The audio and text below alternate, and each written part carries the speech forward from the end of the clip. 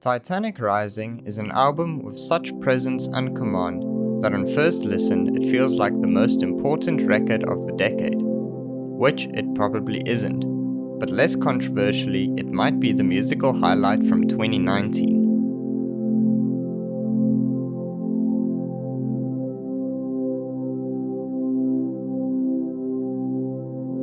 This is Natalie Merring, aka Weyes Blood's first release under the Sub Pop label, a label which has continually showcased its knack for curating phenomenal acts such as Beach House, Deer Hunter, Fleet Foxes, Father John Misty, and even Nirvana back in the 90s.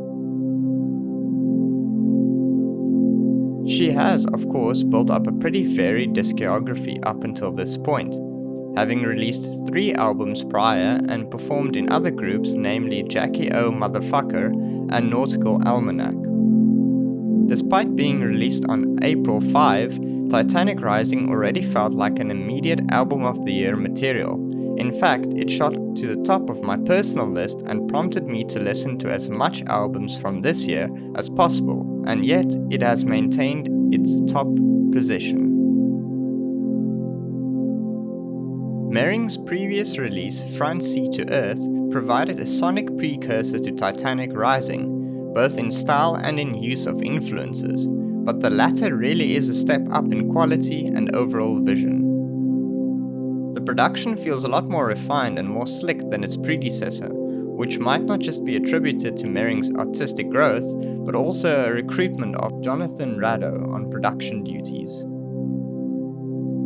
Together the duo sculpt a sound almost as epic, melodramatic and theatrical as the film starring Kate Winslet and Leonardo DiCaprio itself. The album itself is structured to be quite cinematic, with clear indications of an introduction, an intermission that stylistically and tonally separate the album, and an outro that references the introduction, providing a fully enclosed experience. Somehow, the 42-minute runtime feels too short, but simultaneously epic in scope. Titanic Rising wears its influences on its sleeve, with stylistic allusions to Joni Mitchell, Beach Boys, The Zombies, and The Carpenters, where Merring's voice feels like it's conjuring up the spirit of Karen Carpenter herself. There is also no end to the breathtaking choruses that permeate throughout the entire album, a system of setup and payoff that feels endlessly rewarding. Also, the album is bringing together so many complementary sounds and styles in such a seamless way. Chamber pop, baroque pop, with a soft rock spin, a little bit of country, a bit of psychedelia, and just an artsy take on all the way through. It's also rare how well I hear an album master or even just give attention to the pacing and tone. It's not really a criterion you can use to evaluate an album, but it's unignorable on Titanic Rising. Merring herself oozes with a strong sense of elegant passion and personality. Her smooth and graceful delivery really enhances the melodrama as she grapples with themes of longing, maturity, love, loss, and existence. As an overall experience, the album really shines, but of course more value and also shortcomings come forth in the individual tracks. A lot's gonna change. The album's opening track starts with a muffled ambient melody, referring to the main tune of the song. It has the same effect of the curtains being parted at the start of a performance.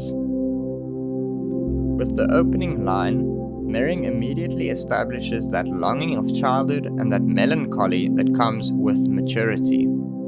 The production on the song is incredible. Strings, organs, piano, 70s style drums all come together to create a truly breathtaking opening. Following this is the shimmering Andromeda, completed with spacey synths, languid slide guitars, and just enough reverb to really give it that floating in space feel. Merring focuses on that complications and disappointments of finding love in a vast and alienating world. The immediate accessibility of Everyday provides what might be the album's highlight. Its bouncy and light-hearted approach really creates a great gateway for any first-time listeners.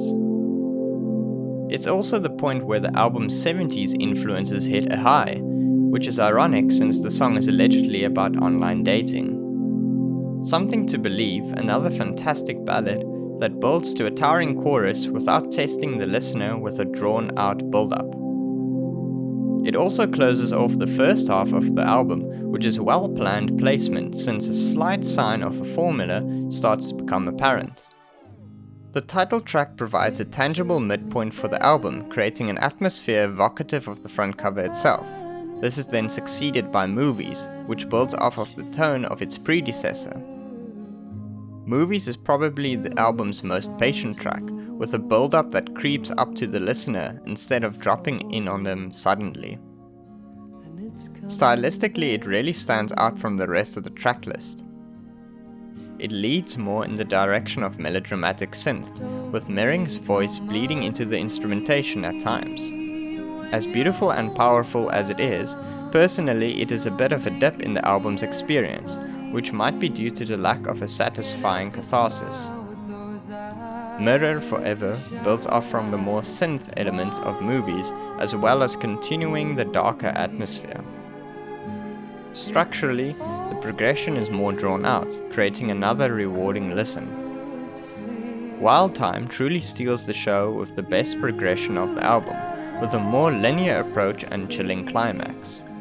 Picture Me Better, which is technically the last song on the album, is probably the saddest moment on the album, both in its instrumentation and lyrical content, addressed to a friend of Merring who committed suicide.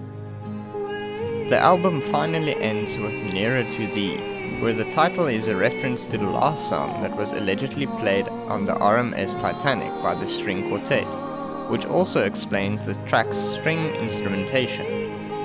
It is truly a great note to end on, and really gives the listener that haunting feeling of longing and even closure. So far, few albums have really rivaled the bold artistic vision of Titanic Rising, and few have also proclaimed their creators to be a force to be reckoned with in the same way.